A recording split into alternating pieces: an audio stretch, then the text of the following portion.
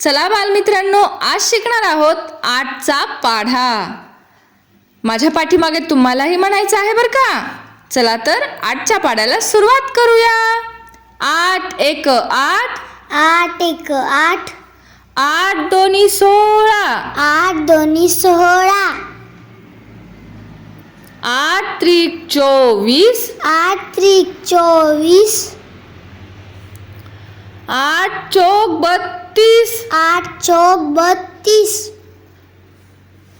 8 45 8 45 8 सख 48 8 सख 48 8 सती 56 8 सती 56 8 8 64 8 8 64 8 9 72 8 9 72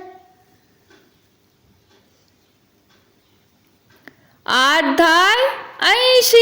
8 10 80 धन्यवाद।